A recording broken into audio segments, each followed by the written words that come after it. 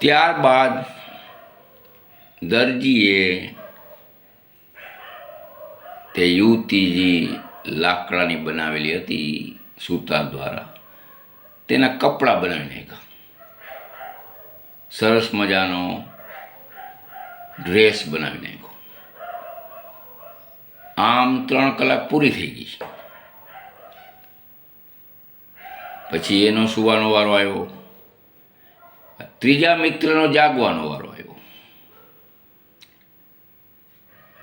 પાછા ત્રીજા મિત્રને એમ થયું કે સુતાર અને દરજીએ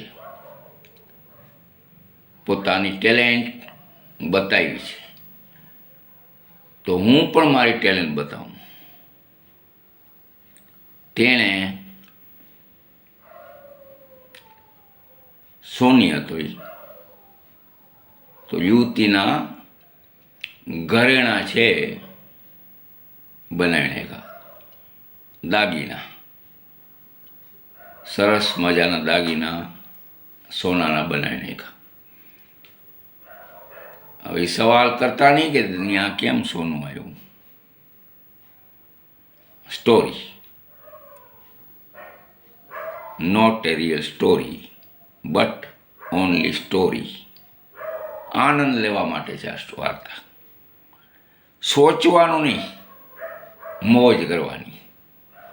મોજ કરો, સાંભળો, એન્ડ સુધી સાંભળજો તો તમને વાર્તાનો મજા આવશે. સોનીએ 3 કલાકમાં દાગીના બનાવી નાખ્યા. પછી છેલ્લી 3 કલાક બાકી રહી ત્યારે છેલ્લા મિત્રનો વારો આવ્યો. ત્રણેય મિત્રો સૂઈ ગયા. સુતાર, દરજી અને સોની સૂઈ ગયા. પછી છેલ્લો મિત્ર બ્રાહ્મણ હતો, પંડિતનું ભણેલો હતો. એને એમ થયું કે ત્રણેય મિત્રોએ પોતાની કલાકારી બતાવી છે, ટેલેન્ટનો ભરપૂર ઉપયોગ કર્યો છે, તો હું પણ મારી ટેલેન્ટનો ભરપૂર ઉપયોગ કરું. તેણે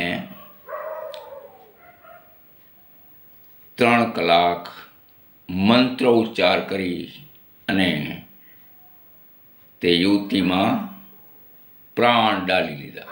મતલબ યુવતી છે એ જીવતી થઈ ગઈ અને એક સુંદર મજાની યુવતી થઈ ગઈ, નવયૌવના થઈ ગઈ. 20 વર્ષની આયુષ્ય, રૂપાળી, સારા કપડાં, સારા દાગીના પહેરેલી હતી. સવાર પડી ગઈ. ચારેય મિત્રોએ જોયું કે ઓહો, આ તો ચમત્કાર થઈ ગયો. હવે તમે કલ્પના કરો શું થયું હોય. ગુજરાતીમાં કહેવત છે ને, જર, જમીન ને જોરું, 3 કજિયાના છોરું. જર એટલે કે દાગીના, ઝઘડા એના હિસાબે થાય છે. જમીન, એના હિસાબે ઝઘડા થાય છે.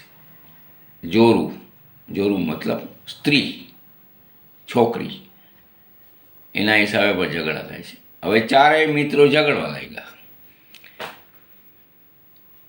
સુતાર કે મેં બનાવી એટલે હું એના સાથે લગ્ન કરું.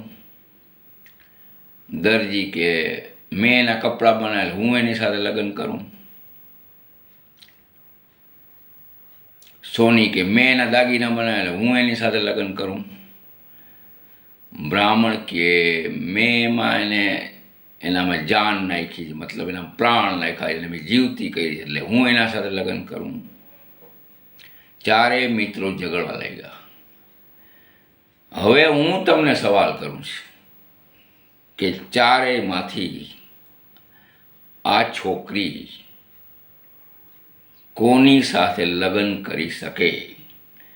એનો જવાબ તમને આવડે તો કોમેન્ટ બોક્સમાં લખજો.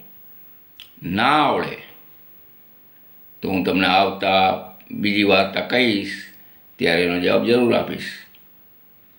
ત્યાં સુધી તમને બધાને બાય બાય.